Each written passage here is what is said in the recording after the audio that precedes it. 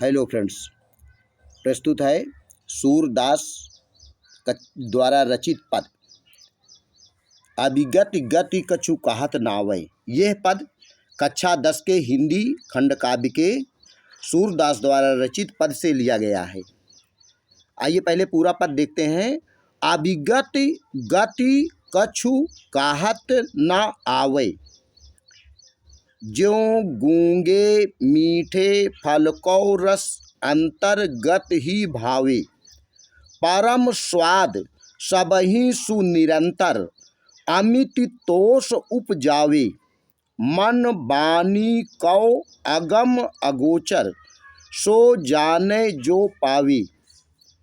रूप रेख गुण जाति जुगुत बिनु, निरालंब कित धावे। सब विधि अगम विचारहि, ताते सूर सगुण पद गावे। जैसा कि बोर्ड की परीक्षा में आता है तो उसको क्रमबद्ध ढंग से लिखना पड़ता है। क्रमबद्ध जैसे सबसे पहले लिखते हैं संकेत। आइए देखते हैं। सबसे पहले संकेत, जैसे यह अभिगति गति, संकेत डालते हैं प्रश्नोत्तर संख्या, उसके बाद संकेत अभिगति गति, उसके बाद डैश करके लास्ट में पद गावे। तो इसका मतलब हुआ अभिगति गति से लेकर के सगुण पद गावे तक है। उसके बाद दूसरे नंबर पे लिखते हैं संदर्भ। संदर्भ डालते हैं। ये संदर्भ जो है ये 2 नंबर का आता है।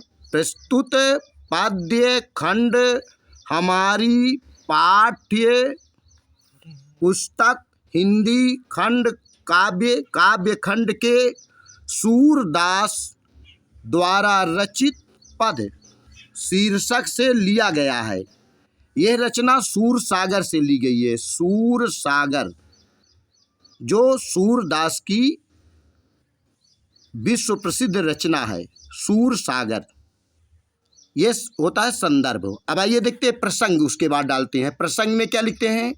इस पद में निर्गुण ब्रह्म की उपासना के मार्ग में आने वाली कठिनाइयों का वर्णन किया गया है। निर्गुण ब्रह्म के मार्ग में आने वाली कठिनाइयों का वर्णन किया गया है। तो सबसे पहले संकेत, फिर संदर्भ, प्रसंग, उसके बाद बारी आती है व्याख्या की। आइए व्याख्या देखते हैं विस्तार से।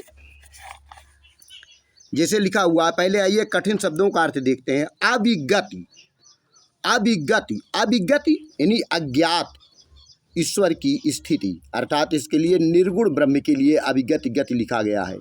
कछु माने कुछ भी, कहत माने कहते, ना आवे नहीं आती या नहीं बनती। ज्यों माने जिस प्रकार, गूंगे गूंगे गूंगा व्यक्ति, मीठे फल को रस, रस माने स्वाद या आनंद। अंतर्गत, अंतर्गत माने अंदर ही अंदर, अंतर्गत अंदर ही अंदर। भावे माने अच्छा लगता है। परम स्वाद, परम अलौकिक, स्वाद माने होता है आनंद। सब ही सभी को, निरंतर लगा सुनिरंतर लगातार। अमित माने अपार अत्यधिक, तोष माने संतुष्टि, उपजावे माने प्राप्त होती है। फिर लिखा है मन वाणी को अगम अगोचर। यहाँ 2 शब्द आया हुआ है। अगम, अगम माने जिसे समझा ना जा सके, जिसे समझा ना जा सके या जहाँ तक नहीं पहुँचा जा सके वो अगम है। जहाँ तक ना पहुँचा जा सके वो अगम। अगोचर, अगोचर जिसे महसूस भी ना किया जा सके, जो जाने सो पावे। रूप स्वरूप, आकृति, रेख आकार, गुण जाति, जुगुत, जुगुत होता है युक्ति, तरीका, विधि। निरालंब, निरालंब का अर्थ होता है बिना आधार के। कित किधर, धावे, धावे माने दौड़ा जा सकता है या भटका जा सकता है। सब विध अगम, अगम माने जहाँ तक ना पहुँचा जा सके, पहुँच से बाहर। विचार ही माने विचार करते हुए, ताता इसीलिए। सूर सगुण पद गावे, सगुण पद सगुण रूप का गावे माने गान करते हैं। अब आइए अर्थ देखते हैं विस्तार से। अभिगति गति कछु कहत नावे। अभिगति गति, अभिगति अज्ञात ईश्वर या निर्गुण ब्रह्म। अभिगति गति माने निर्गुण ब्रह्म की स्थिति के विषय में कछु कहत नावे, कुछ भी नहीं कहा जा सकता। अभिगति गति कछु कहत नावे, निर्गुण ब्रह्म की स्थिति के विषय में कुछ भी नहीं कहा जा सकता। ज्यों गूंगे, ज्यों जिस प्रकार गूंगे, एक गूंगा व्यक्ति, जिस प्रकार गूंगा व्यक्ति मीठे फल को रस, एक मीठे फल का रस माने होता है स्वाद या आनंद, ज्यों गूंगे मीठे फल को रस, जिस प्रकार से कोई गूंगा व्यक्ति मीठे फल का आनंद अंतर्गत ही भावे, अंदर ही अंदर महसूस कर सकता है। भावे माने अच्छा लगता है। जिस प्रकार किसी गूंगे व्यक्ति को किसी मीठे फल का स्वाद अंदर ही अंदर महसूस कर सकता है या प्राप्त कर सकता है, लेकिन वाणी के अभाव में उसे प्रकट नहीं कर सकता, वही स्थिति निर्गुण ब्रह्म की है। परम स्वाद, परम बहुत अधिक, जिसको अलौकिक, स्वाद माने आनंद, उस निर्गुण ब्रह्म की आराधना में अलौकिक आनंद की अनुभूति सब ही सुनिरंतर यानी सभी लोगों को होती रहती है, प्राप्त होती रहती है। यद्यपि निर्गुण ब्रह्म की आराधना में सभी को अलौकिक आनंद की अनुभूति होती रहती है। अमित तोष उपजावे, अमित माने और अत्यधिक, तोष माने संतुष्टि, उपजावे उत्पन्न होती रहती है या मिलती रहती है, और अत्यधिक संतुष्टि मिलती रहती है। यद्यपि निर्गुण ब्रह्म की आराधना करने वालों को अलौकिक आनंद की अनुभूति सभी लोगों को निरंतर होती रहती है और अत्यधिक तोष माने संतुष्टि होती रहती है, लेकिन मन वाणी को अगम अगोचर, यानी मन और वाणी के द्वारा अगम निर्गुण ब्रह्म तक नहीं पहुंचा जा सकता। अगम जहाँ तक ना पहुंचा जा सके, तो मन वाणी को अगम अगोचर, यानी मन और वाणी के द्वारा निर्गुण ब्रह्म तक नहीं पहुंचा जा सकता।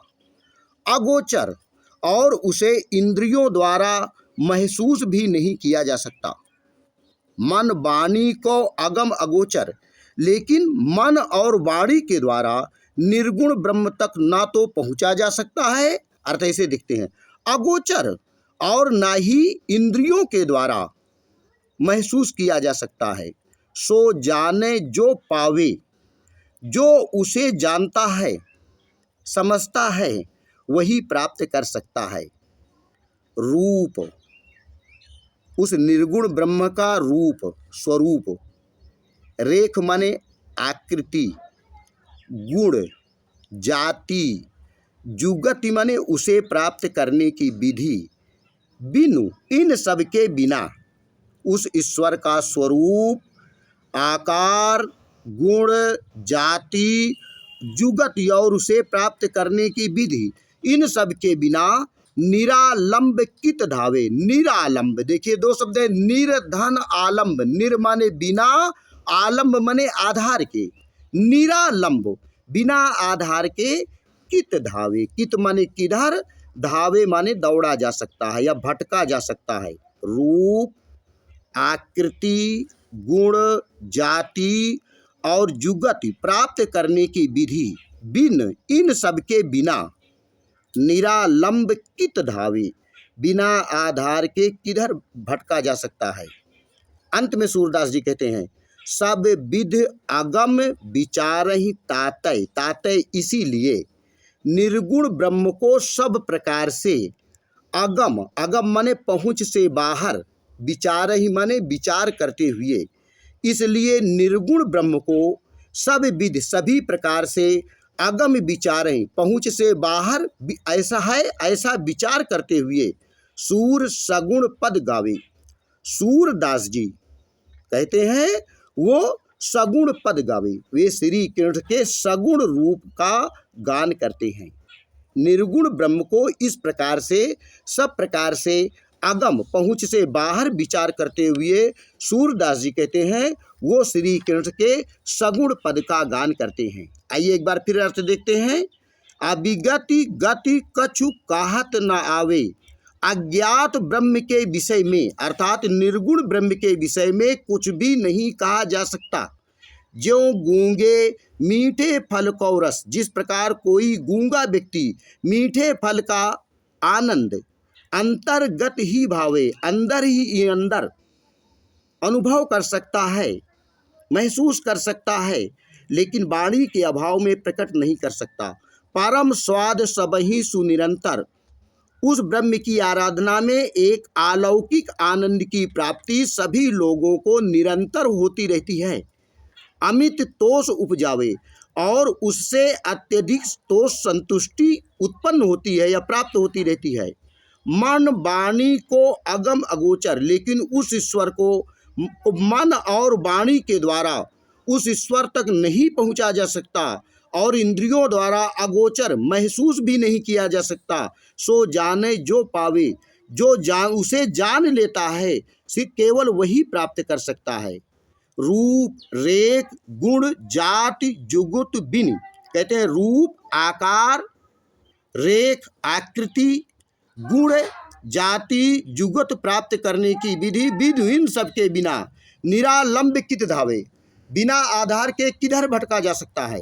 सब विद अगम विचार ही ताते, इसीलिए निर्गुण ब्रह्म को सब प्रकार से अगम माने पहुँच से बाहर विचार करते हुए सूर सगुण पद गावे। सूरदास जी भगवान श्री कृष्ण के सगुण पद का गान करते हैं। व्याख्या के बाद अंत में काव्य सौंदर्य लिखा जाता है। काव्य सौंदर्य, काव्य सौंदर्य में सबसे पहले लिखते हैं रस। रस कौन सा है इसमें? जैसे निर्गुण ब्रह्म की आराधना है तो भक्ति रस होगा, जहाँ भक्ति रस है वहाँ शांत रस होता है। तो रस कौन सा होगा? भक्ति रस या शांत रस।